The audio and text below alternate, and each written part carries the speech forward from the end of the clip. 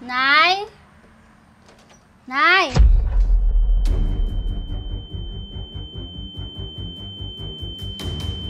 Nay? Nay? Nay? Nay? Nay? Tulong po! Nay! Ano po nangyari sa inyo, Nay? Nay?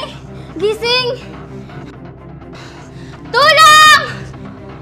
Nay? Nay, gising po!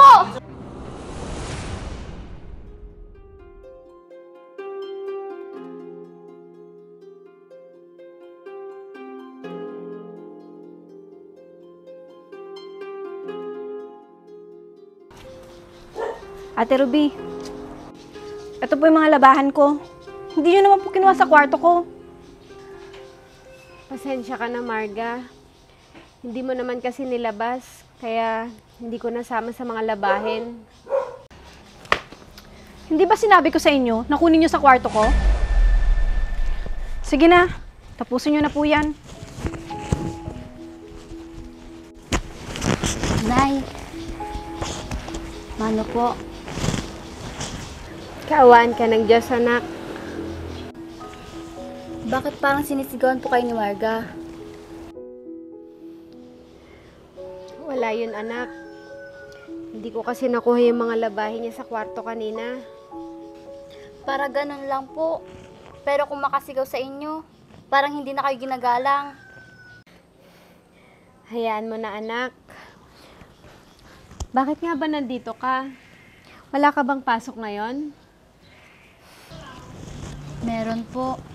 Kaso kulang po yung baon ko. May pandagdag po ba kayo dyan? Wala pa naman akong pera dito, anak. Bukas pa yung sahod ko. Ganun po ba? Aling Ruby? Oh, nandito ka pala, Abi. Halika kayo, magmerienda muna tayo sa loob. Magandang araw po. Ma'am, mamaya na po ako magme-merienda. Tapusin ko muna po yung labahin ko. Ah, ganun ba? Eh, ikaw, Abi. Salamat na lang po. Uuwi na po ako. May problema ba, Aling Ruby? Ma'am Mitch, pwede ba ako makabali sa inyo? Nay, wag na po. Nakakahiya. Para saan po, Aling Ruby? Kulang po kasi yung baon ng anak ko ngayon, kaya mabali po sana ako. Yun lang naman pala eh. Walang problema. Sandali lang at kukuha lang ako ng pera.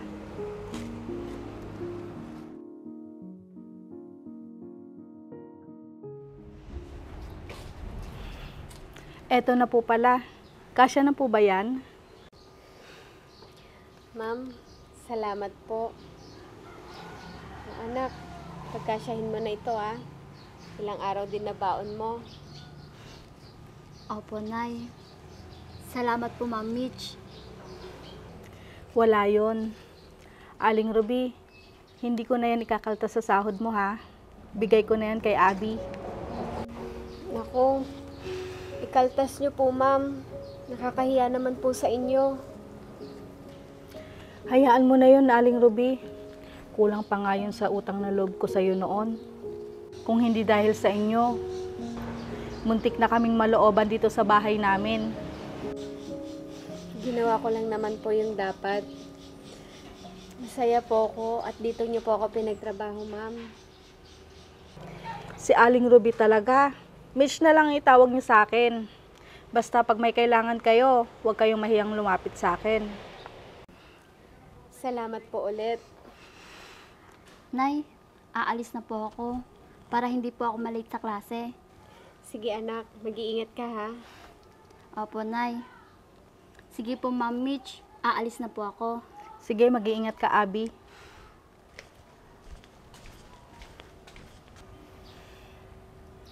Huwag mong hayaang hindi makapagtapos yung anak mo, ha? Matalino pa naman si Abby. Hindi ko po masasabi, ma'am.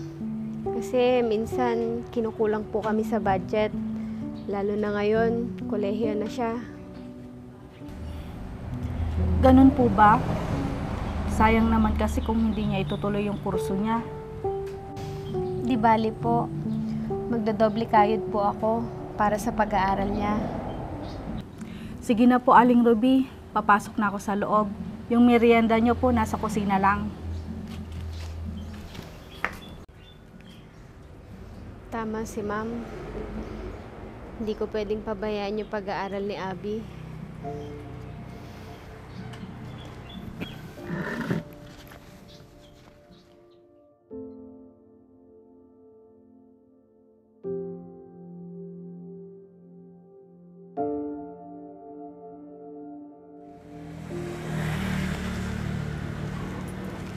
Aling Ruby? Ma'am, ikaw pala. Bili na po kayo. Sa inyo po ito, Aling Ruby? Hindi po. Pag wala po akong labada sa inyo, dito po ako pumapasok. Ganun po ba? Okay po yan, Aling Ruby. Pandagdag din sa income ninyo. Oo nga po. Bili na po kayo. Sige. Pabili ako ng gulay para lutuin ko mamayang gabi.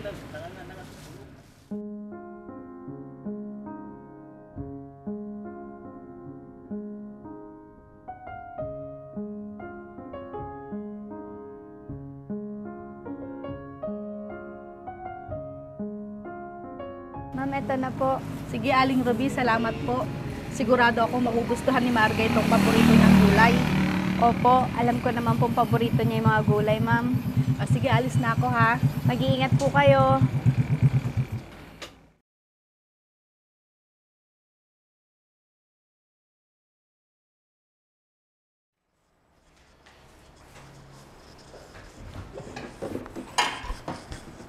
Ma! Oh, bakit Marga? Bakit pa ang tagal ninyo? Bumili ako ng gulay anak, dun sa may talipapa. Wow! Paborito ko po yun. Lulutuin niyo po ba ng pakbet? Oo anak. Sandali po. Bakit po kayo magluluto? Nasaan si Aling Ruby? Day off niya ngayon anak. Nandun nga siya sa talipapa, nagtitinda siya ngayon. Akala ko po day off niya. Tapos nagtitinda po siya? Oo anak. Kasi alam ko kulang ang sinasahod niya. Lalo na pumapasok na si Abby sa kolehiyo. Ma, bakit kasi hindi na lang niya pahintuin sa kolehiyo si Abby? Ganun lang din naman na nahihirapan siya. Alam mo anak, hindi ganun kadali sa isang ina ang pahintuin nila ang kanilang mga anak sa pag-aaral. Kesa naman nahihirapan sila, bakit hindi na lang pumasok nakatulong si Abby? Tutal, yun din naman ang bagay sa kanya. Anak, huwag kang ganyan kay Abby. Matalinong bata si Abby. Kaya siguro kahit mahirap at nagtitiis sila, hindi magawang pahintuin ni Aling Ruby ang anak niya. Hay naku ma, huwag na nga natin silang pag-usapan. O sige na anak, itutuloy ko lang ang pagluluto ko.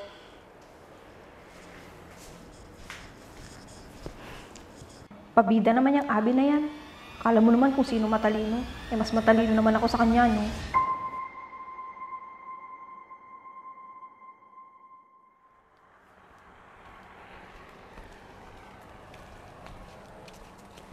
Halika, pasok ka.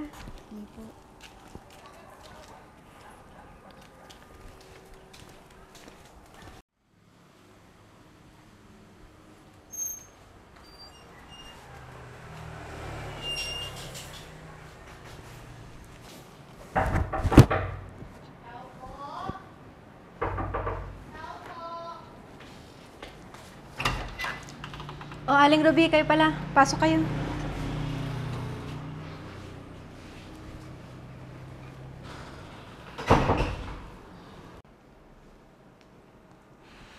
Nasaan yung mama mo, Marga? May pinuntahan lang po siya, Aling Ruby. Ganun ba? Siya nga pala, sinama ko yung anak ko, si Abby. Nabili na po sa akin ni Mama kung anong gagawin niyo, Aling Ruby. Sige, magsisimula na kami maglinis ng bahay. Sige, maiwan ko na kayo. Nay, ako na lang po ang maglalaba para hindi po kayo mahirapan. Bait-baitan. Akala mo naman tutulong kay Aling Ruby. Salamat, anak. Sige, ako na lang maglilinis ng buong bahay. Sige po.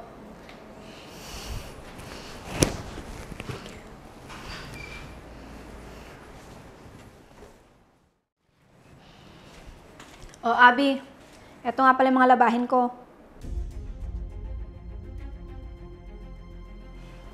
Ayusin mo yung paglalaban yan, ha? Baka mamaya, masira mo yung mga branded ko na damit dyan. Opo, ma'am. Aling Ruby, pakituruan na lang si Abby, ha? Baka mamaya masira niya ibang damit ko. Marunong naman po siya maglaba, Marga. Talaga lang, ha? Sige, labhan mo na yan. Sige po.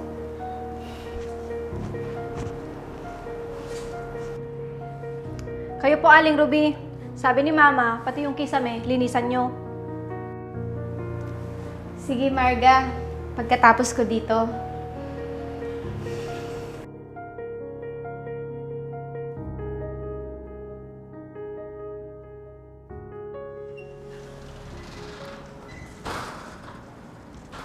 Marga?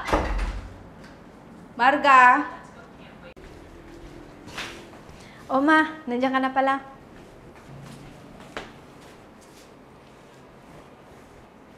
Nakaalis na ba sila Aling Ruby? Opo. Binigay mo ba yung sahod nila Aling Ruby? Hindi po. Nakalimutan ko eh. Ano? Bakit mo kinalimutan? Kailangan pa naman nila yun. Binilin ko pa naman sa'yo yun. Eh ano po magagawa ko? Nakalimutan ko nga po. Palibhasa kasi, hindi ka marunong maawa sa kanila. Bakit ako na naman ang sinisisi mo, Ma? Eh umalis na lang sila basta. Di naman sila nagsabi sa akin. Hindi ako naniniwala na ganun ang ginawa nila. Ikaw talagang bata ka.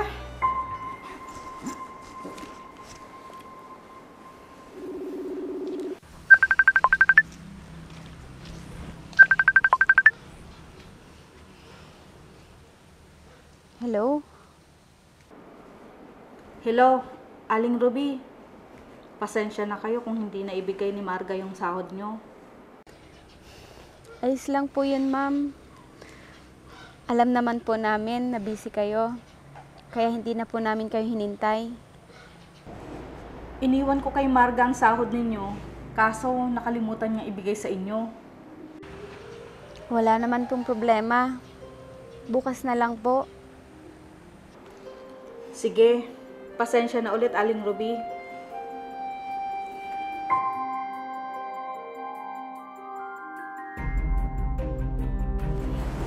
Maldita talaga itong batang to.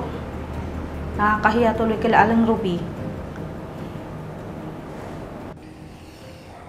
Nay, paano po yan?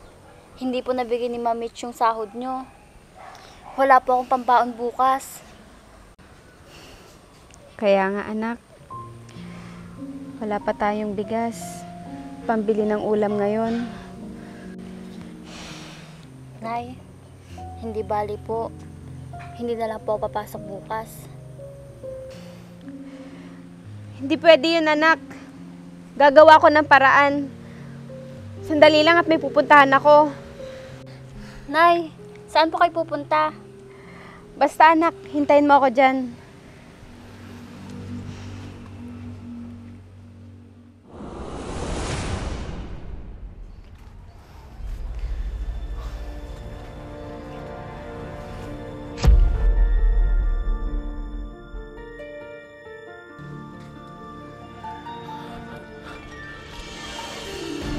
Aling Ruby, ano pong nararamdaman nyo? Nanghilo ako. Ayos lang po ba kayo? Tara po, alalahin ko po kayo. Sigurado po kayo ate ha. Tara po. Nay, ano po nangyari sa inyo? Nahilo ako, anak. Kuya, pwede po ba natin siyang idala sa pinakamalapit na klinik? Sige. Wag na, anak. Wala tayong pera. Nay, sige na po. Magpatingin na po kayo.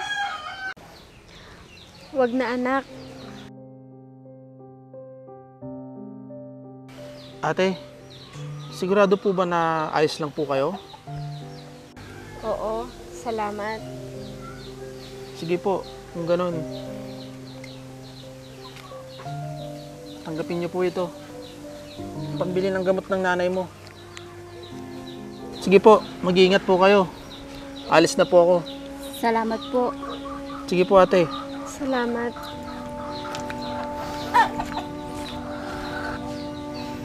Nay, uwi na po tayo. Para makapagpahinga na po kayo. Sige, anak.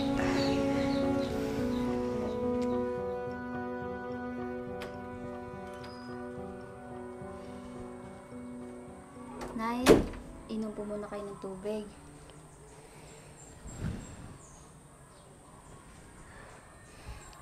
Salamat, anak. Kamusta na po yung pakiramdam niyo, Nay? Medyo maayos na. Baka mamaya mawala na rin yung sakit.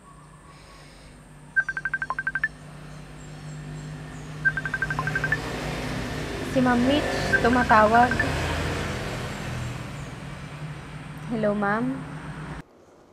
Aling Ruby, nasaan na po kayo? Ma'am, pasensya na po. Masakit po kasi ulo ko ngayon. Baka hindi po ako makakapasok. Paano po yan? Kailangan ko pa naman na maglilinis dito sa bahay. May bisita kasi ako bukas. Ganun po ba? Sige po. Mamaya po, susubukan ko pong pumasok. Basta po, sabihin nyo na lang kung hindi nyo kaya para maghahanap na lang ako na maglilinis dito sa bahay. Nay, ako na lang po. Sigurado ka? Opo, Nay. Sanay naman po ako maglinis ng bahay. Di ba po? Yun naman po pala, Aling Ruby. Magpahinga na lang po kayo para hindi kayo mabinat. Sige po. Salamat po.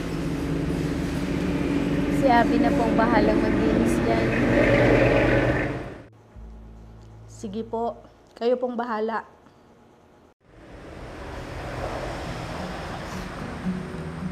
Abby, kaya mo ba talaga? Kaya ko po, Nay. Alam ko pong napapagod kayo sa pagtatrabaho. At isa pa, wala naman po akong pasok ngayon. Sige anak. Salamat. Basta po mamaya, huwag na po muna kayo magkikilos dito. Baka lumala po yung nararamdaman nyo. Oo anak. Salamat. Paano po yan, Nay? Pupunta na po ako dun para maglinis. Sige anak. Mag-iingat ka ha. Sige po, Nay. Magbibihis lang po ako.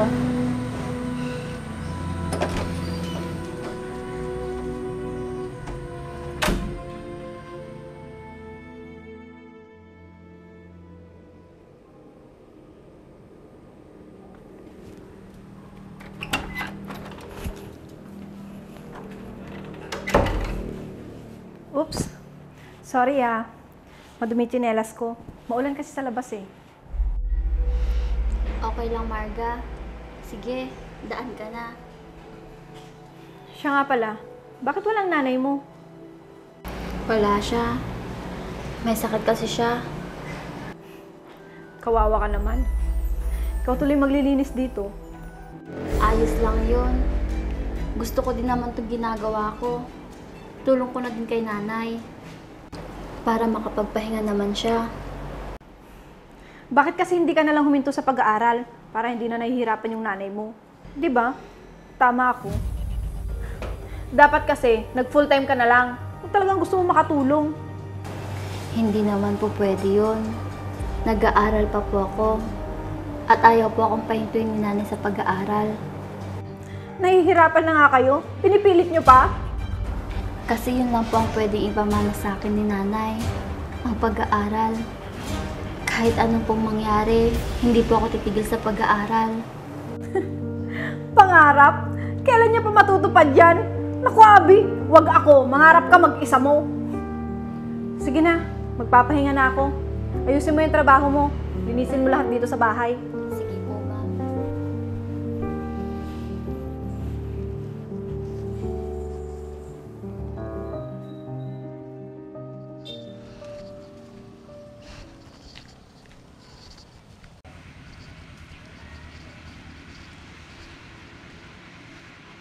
Nay?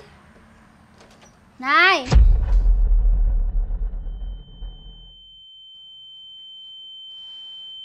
Nay? Nay? Nay? Nay? Nay? Tulong po! Nay! Ano po nangyari sa inyo, Nay? Nay? Gising! Tulong! Nay? Nay, gising po! Nay! Nay, gising! Anong nangyari po sa inyo? Nay! Nay po!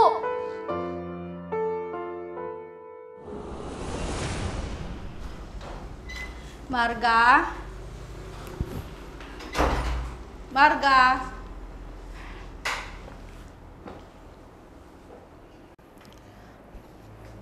O, Ma. Nandyan na po pala kayo. Bakit po, Ma? Marga, pwede bang ikaw munang gumawa ng gawaing bahay? Masama kasi ang pakiramdam ko. Ma, wala po ba sila, Abi? Para sila na lang po utusan nyo. Anak, tumawag kasi kanina si Abby. Tinakbo niya daw sa ospital ang nanay niya. Ano? Eh, wala akong alam sa gawaing bahay, Ma. Kaya nga po tayo may katulong eh. Anak, kailangan mong matutunan ang gawaing bahay. Katulad nito, masama ang pakiramdam ko. Alam nga naman akong gagawa. O sige na, papasok na muna ako sa kwarto para makapagpahinga na ako. Sige po.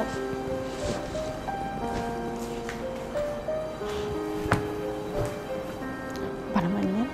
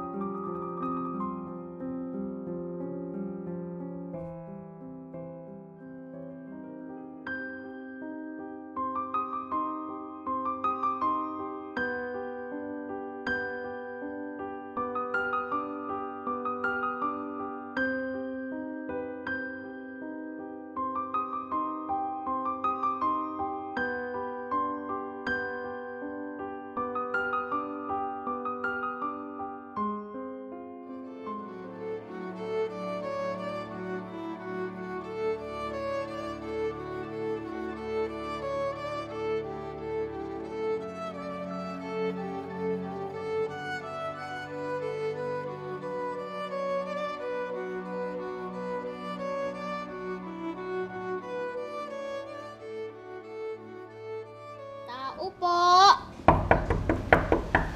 Tao po! Oh, Abby, halika, tuloy ka.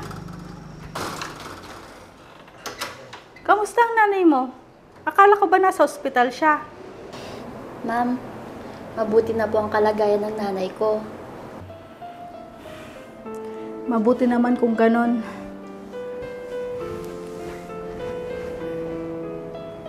Ma'am, ano pong nangyayari sa inyo? Masakit kasi ang braso ko at ang likod ko. Hanggang ngayon, hindi pa nawawala. Baka nangawit lang po kayo. Akin na, masahihin ko po kayo. Ay, hindi. Nakakahiya naman sa'yo. Hindi po.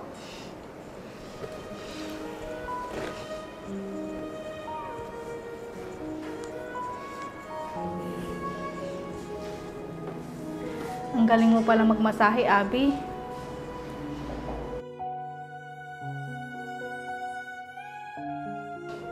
Tinuruan po ako ni Nanay Ma'am Mitch. Para pag may masakit daw po sa katawan niya, imamasahe ko na lang daw po siya. Nako, sana ganyan din si Marga. Kaso, hindi.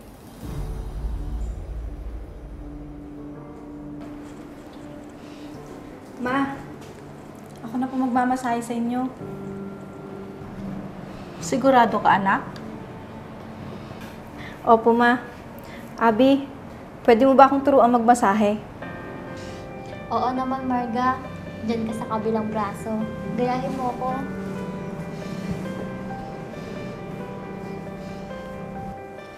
Ganito ba, Abi? Nako, kayong dalawa talaga. Pinagpraktisan niyo pa yung braso ko.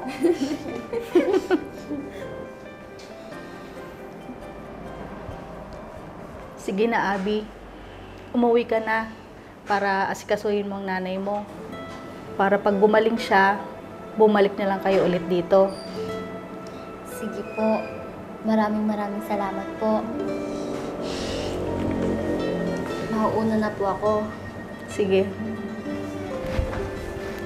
Siya nga pala. Tanggapin mo to para pandagdag sa panggamot ng nanay mo. Sige po.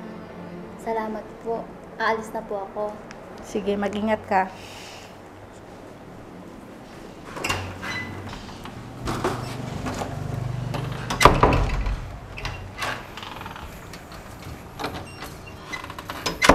Abi, sandali. Bakit, Marga? Salamat pala sa pag-aasikaso mo sa amin ni Mama. Naku, wala yun. Tungkulin kong gampanan ng trabaho ko. Pasensya ka na kung hindi naging maganda yung trato ko sa'yo, ha. Ayos lang yun, Marga. Ang gusto ko lang, matulungan ko ang nanay ko. Ang bait mo naman, Abi. Kahit ganun yung nasabi at nagawa ko sa'yo, hindi ka nagalit sa akin. Simula ngayon, tutulungan ko na ang mama ko at aasikasuhin ko siya kapag may nararamdaman siya. Napag-isip-isip ko na tayo din ang mag-aalaga sa kanila pagtanda nila. Gaya ng pag-aaruga nila sa atin, ng mga bata tayo. Oo, tama ka, Marga. At suklian din natin sila ng kabutihan. At magpasalamat tayo dahil pinalaki nila tayo ng maayos. Tama ka, Abi. Maraming salamat, Abi, ha. Maraming salamat din, Marga. Sige na, aalis na ako. Sige, mag-iingat ka. Sige.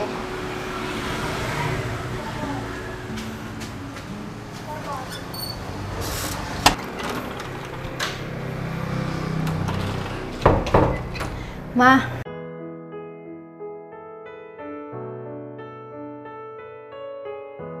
Oh, bakit anak?